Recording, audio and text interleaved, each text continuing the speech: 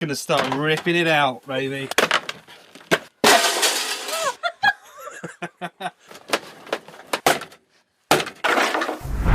This is where the project should have started.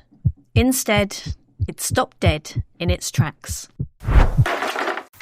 It doesn't appear to be in, and all our stuff's outside. What? Actually, all of the defenders that were here have gone. Has he actually done a runner? It would seem so. I mean, he's deleted his Facebook and he's nowhere to be seen. But before we get to that, let's rewind. There it is. Oh my god, there she is! Look at her! We bought it before we've even looked at it, haven't we? Look. Not that far back. Let's head to 2024, when we thought our dream was finally becoming a reality.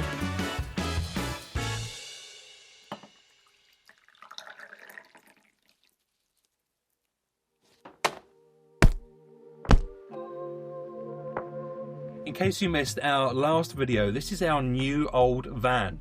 And we are converting it from a tired weekend hollybob camper van into the ultimate off-roading monster 4x4 that we're going to be taking to India. So in this video, we are going to be stripping out the entire interior of this van. That means all of the furnishings and the electrics to make it a total blank canvas. And this is because we're sending it down to our van builder, who's then going to do the 4x4 conversion on it, taking this body and plonking it on a Land Rover 110 chassis. So you can see straight away that this is significantly smaller than the interior of our LDV Convoy. But not to worry, we have a lot of wasted space in that old van, and we're confident, I think, that we can use this van and every single millimetre of it much more efficiently than we did in the old one. I mean, it's crazy to think that we converted our LDV Convoy back in 2015, the year that we graduated uni, and we didn't film any of it. We weren't YouTubing at this point. We just got some like really old, terrible phone photos. So we didn't document any of the conversion. Probably for the best. It was pretty shocking, wasn't it? It was pretty bad. The van you see in our videos was not the first incarnation of that LDV, trust me. It was so much worse. So we then went on to build our Bedford camper van, and this was frankly a huge eye-opener and a massive challenge. And it really taught us that we shouldn't just dive in at the deep end of the pool before we've even learnt to swim. So this time round we are going to be doing the back conversion of this, but the real mechanical engineering stuff we're having no part of, because this van needs to drive a long way and we need to be trusting this van to drive a long way. And I honestly think if we do it ourselves, I don't even trust to get it to Plymouth. So this is going to be going down to our guy, and he is going to be working his magic before giving it back to us.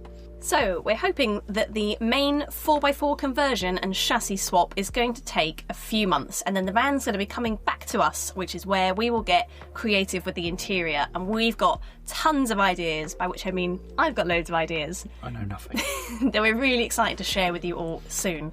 So we actually bought this van around 3 years ago, and it's kind of been sat on the driveway ever since. So we were hoping to do this build a lot sooner than we actually are, but we kind of ended up on Japanese television for a little while. Konnichiwa. So we were actually inspired to get this particular van, a Sherpa van, by an author called Phil Llewellyn, and his book, which is The Road To Muckle Flugga. And it's got a story in it where he drives a Leyland Sherpa van in the late 70s from the UK to the Himalayas. And we just thought it was such a unique story, such a bizarre idea. I mean, definitely more possible in the 70s when they were actually still producing these vans. They haven't produced this particular model for, what, over 30 years, I think? And in fact, when we started to have an idea of the van that we wanted, we got looking on the web, and funnily enough we could not find hardly anything.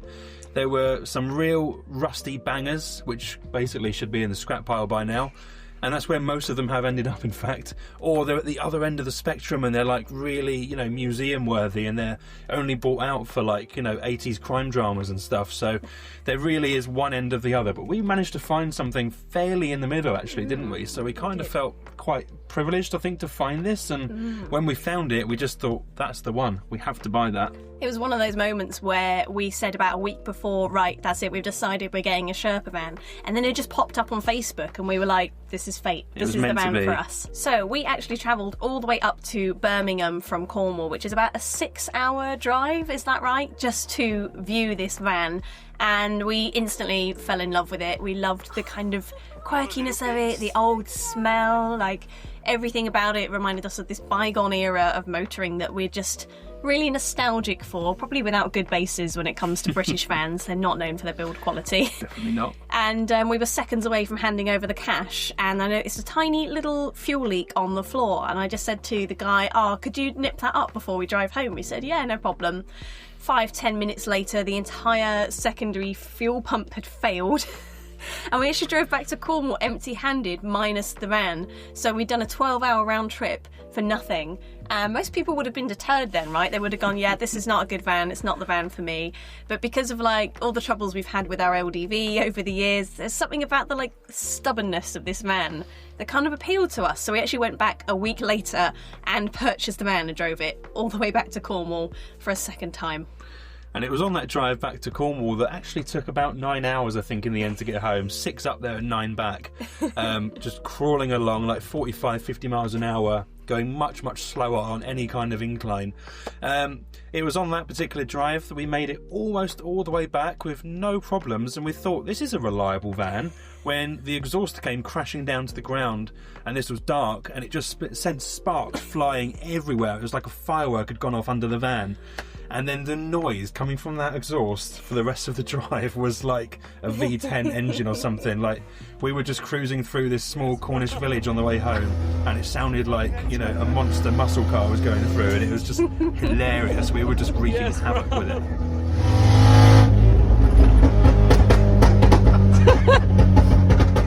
It was quite a journey, wasn't it? But you know what, that's basically what all of our travels is about, is this kind of just general chaos that's caused by having such an old British van, and it's just become something we've, I don't know, endured. Would you say grown to love? Or I think grown to love. Yeah, it doesn't really make any sense, but you know, no, it adds a bit of excitement into your life, because you never know whether your exhaust is going to fall off from one moment to the next. It's a hard thing to explain, isn't it? But those that know.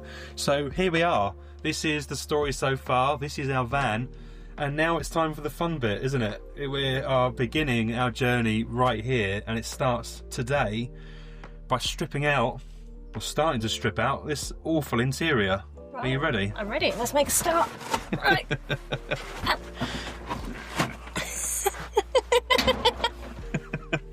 Right, what next?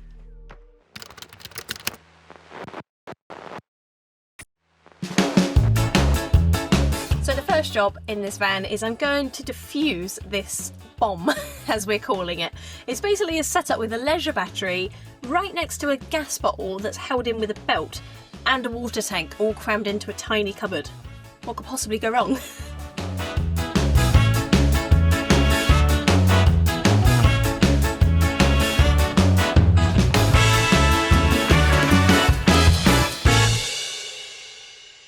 The very first job I had was just to remove these plastic covers. They're so brittle, and underneath all of these screws are so rusty. The very first job is for me to remove all of these sideboards. So let's see how it goes. Hey, do you know what? That was alright, wasn't it? It's going to be a lot of my arse in these time lapses. He's literally pointing straight at your It's ass. just going to be my crack just the whole way through. I don't even know if we can post this to YouTube. We're not shooting an OnlyFans, Ben. No. Separate video.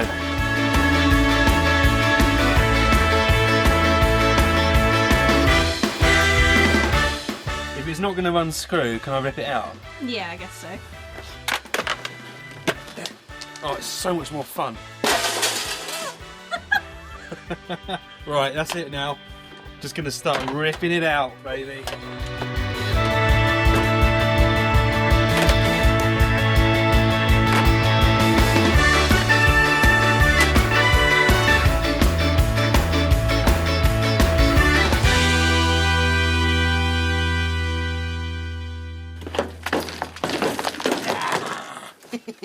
Finished.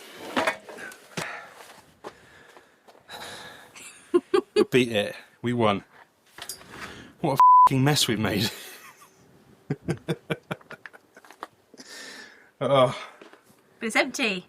The van's empty, now we've got to clear this shit up.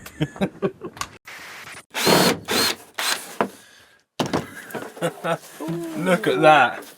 That is some retro carpet. Oh my word. Whoa. That is like straight out your nan's living room in the 70s, isn't it? Look at that.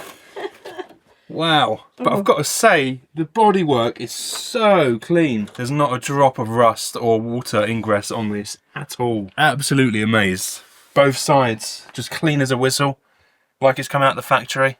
That's a good base to start with then. Yeah. All the rust is on the outside. It's this nan's carpet that's protected it over the years, isn't it? I might just leave that in there. That belongs in a museum, that does. Look at that. Yeah, should we just leave that in there now forever? Let's frame it. With the van now empty, the day had finally come where we could take it up to the workshop and the mechanical work could begin.